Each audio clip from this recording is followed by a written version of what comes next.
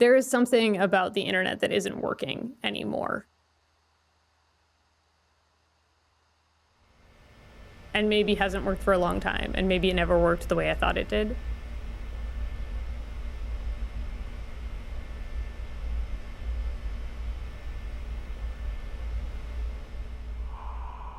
I grew up with the internet very much evolving with me socially, and it's only been more recently that I feel like the ideas and control of the internet have drastically changed.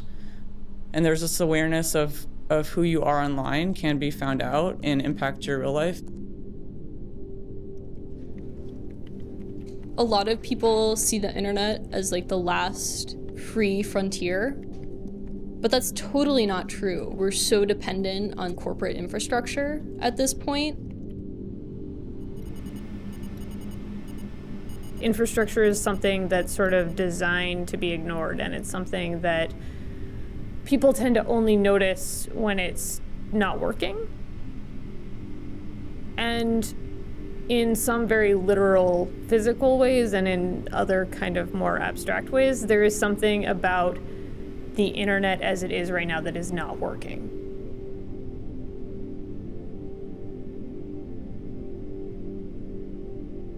This week, I would really like to try and figure out what that thing is and maybe figure out what to do about it. And I feel like this is a group of people who might be able to help do that.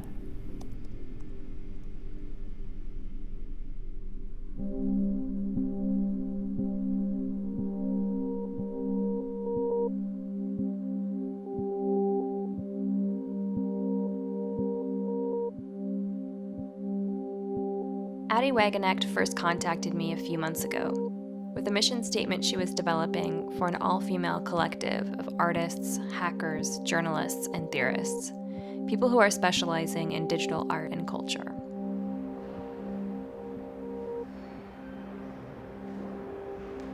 Deep Lab came together for a week-long residency in Pittsburgh in early December of 2014. And so that was really, I guess, the thesis that I was playing with, was how do we bring women together who are already doing really amazing things and kind of push them and give them the faith of like putting those thoughts out there. I've never been around that many women who program. Anybody who knows how to code will look at a situation that involves code and they'll see more dimension to the problem. I definitely think technology and data are weapons. So it's like, how do you control what's invisible, right? We're all about kind of using technology to subvert power in ways that people don't normally think of it being subvertible. These are all women that I think Addie identifies with on some core level, and also felt a really strong desire to bring together in a collaborative environment so that we could form a sort of team that would be stronger together than we could be on our own. It's just really fun hanging out with badass, smart women.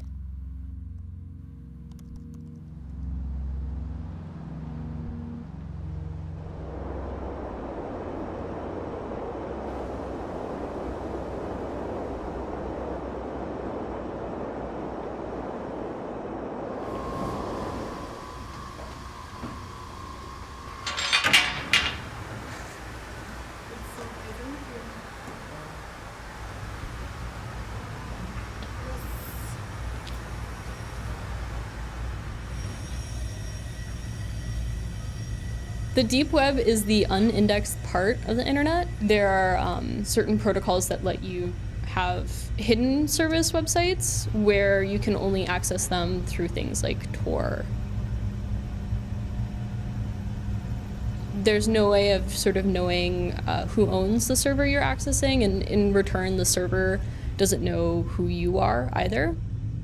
So things like Silk Road and like a lot of awful like black market websites are sort of now on the deep web. So Google crawls the internet with all these bots and sort of indexes all their sites, all the sites sort of on the internet, but there are certain sites that are currently unindexed, and it's actually the majority of the web, I think. If you imagine an iceberg, it's the visible web that we can search for on like Google or like Bing or whatever is sort of that tip. And then there's this giant mass underneath that's the deep web.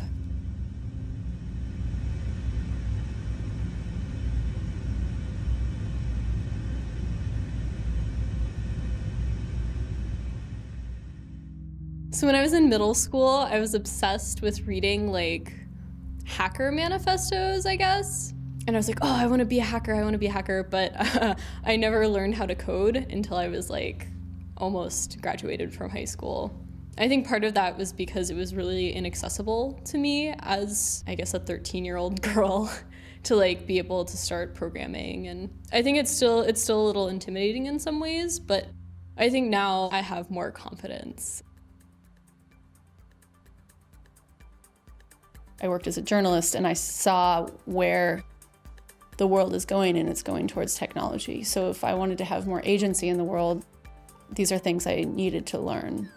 And that doesn't mean that this is where I want the world to go, but I want to have power to move within it. And so if the river is all flowing one way, I'm not going to be able to hold back that river, but learning some tech skills and being able to navigate my way, for me, means that I'm not relying on all of Silicon Valley to tell me how to live my life. And, you know, Facebook is the biggest internet service today in terms of the number of people who use it. And we feel like we have this social responsibility to help spread the internet and all the goodness that comes along with that. And it's possible to connect 1 billion people today because there are 1 billion people in the world who have the internet. I'm starting to realize how dependent I am on all of these sort of corporations to send unaltered information to other people, and also to store and sort of use my data, which is actually, I mean, that's starting to scare me more and more as I'm starting to realize, especially like how much of this data is accessible to everyone. Surveillance grows out of hand because people are ignorant of the repercussions of giving away such power to other people.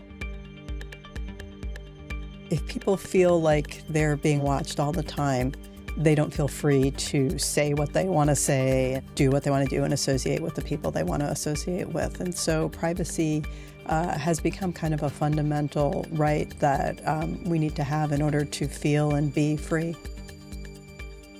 I'm screwed. You know, everybody in my generation is screwed because we've been dumping like so many, I guess, selfies and like Facebook statuses and all of this information, and it's culturally normalized at this point. So, you know, if I'm not on Facebook or I'm not on Instagram or whatever, I'm a Luddite and I'm seen as like crazy. But if I post all, you know, if I do choose to participate in sort of these corporate structures or whatever, then I'm losing sort of the ability to protect my data and to protect my information, which also is awful. And then people, you know, reprimand me for that too. So it's a catch-22 situation where I have to either choose whether or not I want to be culturally relevant and sort of adhere to social norms and be invited to Facebook events, or if I want to be safe and sort of protect my information.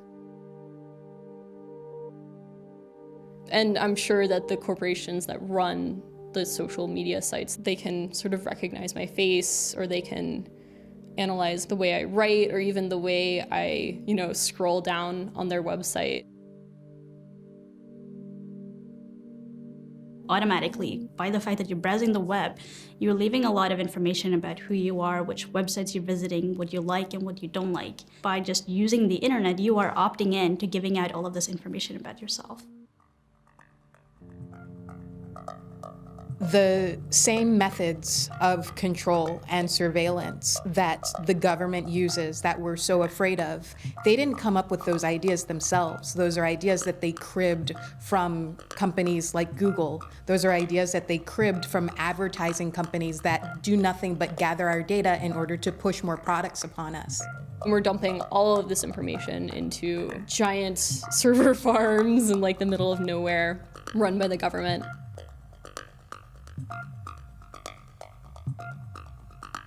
And they're definitely like spying on people who are maybe perceived to be threats, but I think that we don't actually know what the criteria is for that.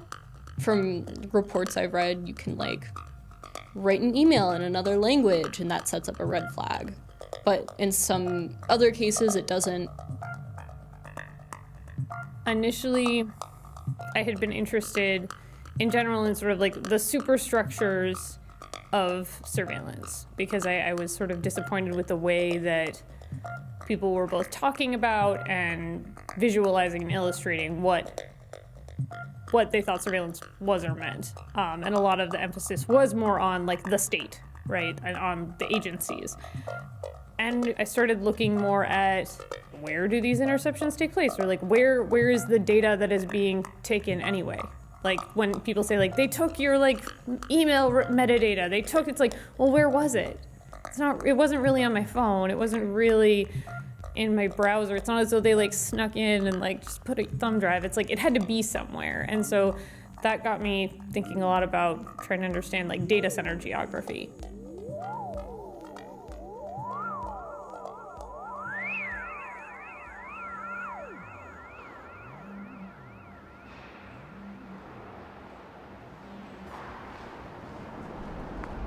Doors opened and closed, and they were in the analytical wing. Ahead of them rose impressive banks of equipment. The data receptors and the computing mechanisms that studied and restructured the incoming material.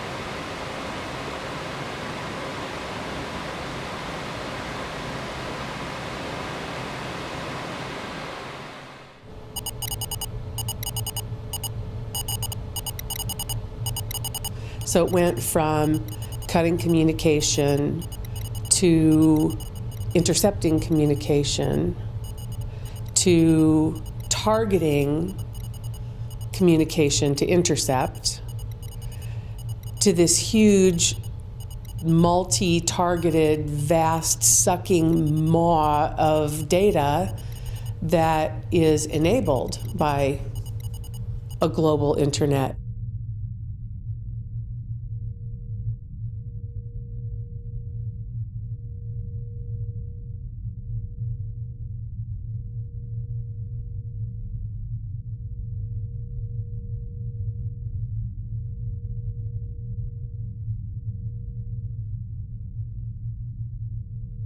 It's definitely digital warfare.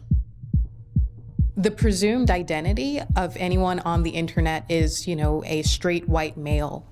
And anyone who shows themselves on the internet or otherwise not to conform to that identity is put through a lot of scrutiny and a lot of criticism. I mean, really for no reason.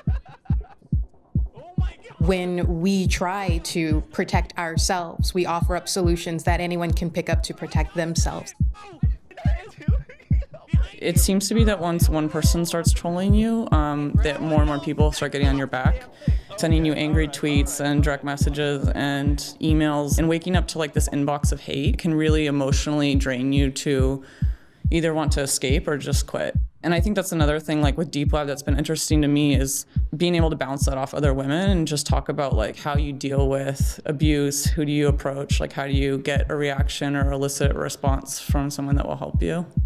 Think about the information that you have and the information that you've worked with over the past week, past 3 days.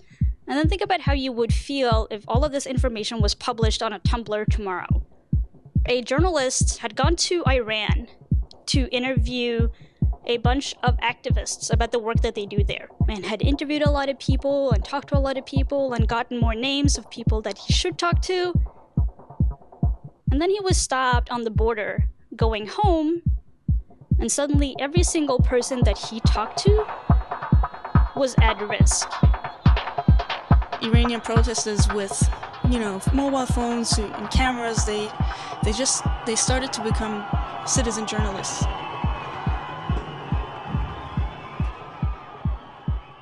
This is Neda, one of the countless civilians who got shot and killed during the protests in Iran. The authorities never actually switched off the internet entirely because they wanted to track down the people who upload these kind of videos.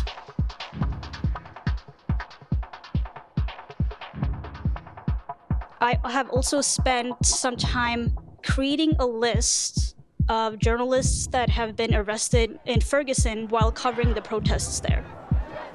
What's been a little bit scary is watching all of that unfold and realizing like there are people in America who are still negotiating for their survival and the rules for their survival, and realizing that it's not an exclusively non-Western problem, but it's happening in Western places. And I think that's why a lot of people are protesting as well, is realizing that the value of a person's life is still negotiable. How do we live in this in-between period of being wholehearted and open and yet fighting this fight against this tremendous injustice in the world?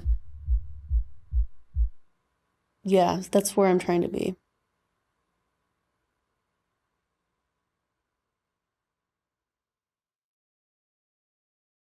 I don't think we're ever going to get to utopia again by going forward, but only roundabout or sideways. Because we're in a rational dilemma, an either-or situation as perceived by the binary computer mentality. And neither the either nor the or is a place where people can live. Will you choose freedom without happiness? Or happiness without freedom? The only answer one can make, I think, is no.